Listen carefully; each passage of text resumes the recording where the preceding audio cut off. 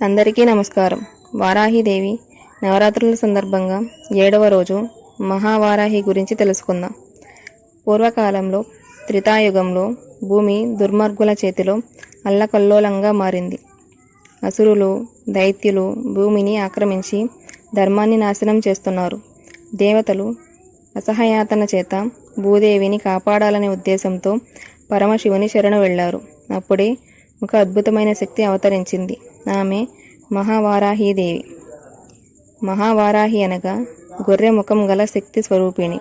ఇది వారాహి రూపంలో శక్తిదేవి ఉగ్రతతో కూడిన పరబ్రహ్మ స్వరూపంగా పరిగణించబడుతుంది.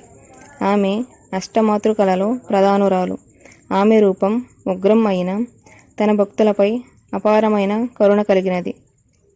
భూమాతను రక్షించేందుకు విష్ణువు వరాహ అవతారం తీసుకున్నట్లు మనం పురాణాల్లో చూస్తాం. కానీ విష్ణువు యుగాంత కాలంలో శక్తిని సమర్పించి వరాహ రూపాన్ని శక్తికి అప్పగించాడు.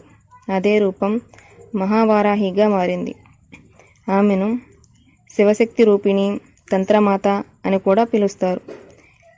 దైవిక లోకాల్లో ఒక దురాత్మ శుక్రముని అనే అసురుడు, అతను తీవ్రమైన తపస్సు చేసి బ్రహ్మ నుంచి వరం పొందాడు. స్త్రీ రూపం నాపై విజయం సాధించలేరు అని. వరం వల్ల అతనికి ఏ దేవత భయపడేది కాదు. అతని భూమిని, దేవలోకాన్ని కూడా జయించి అహంకారంతో మునిగిపోయాడు. దేవతలు శివుని వద్దకు వెళ్ళి శరణు ఆశ్రయించారు. శివుడు తాను మరియు పార్వతికి మధ్య నుంచి శక్తిని సృష్టించాడు. ఆ శక్తి వరాహముంతిలో మహాశక్తిగా అవతరించి మహావారాహిగా స్ఫుటించింది. ఆమె రూపం ఉగ్రమైనది. పంది ముఖం, కరాళ రూపం, తొక్కగా మహిషం, చేతుల్లో ఆయుధాలు, పాశం, అంకుశం, ఖడ్గం, ధ్వజం, అగ్నిచక్రం, తంత్రముద్రలు. ఆమె వందనం నుంచి హ్రీం, క్లీం, బ్లూం అని బీజాక్షరాలు వినిపిస్తున్నాయి. శుక్రముని మాయాజాలం ముందు దేవతలు దిగ్భ్రాంతి చెందారు. కానీ మహావారాహి తపోబలం, తంత్రశక్తితో అతన్ని ఎదుర్కొంది.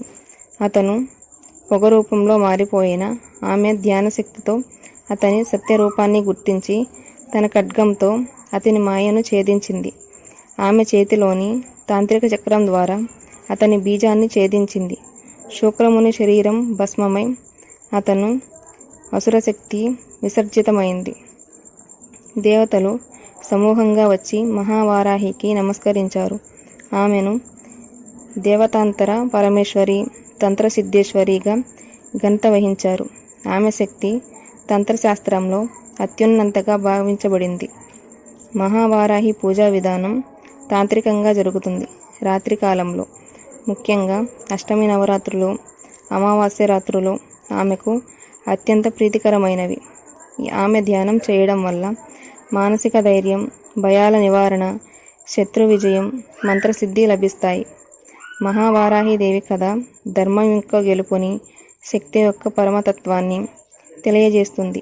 ఇది భక్తికి మార్గదర్శకంగా, తంత్రశక్తికి ఆదర్శంగా నిలుస్తుంది. జై వారాహి మాత.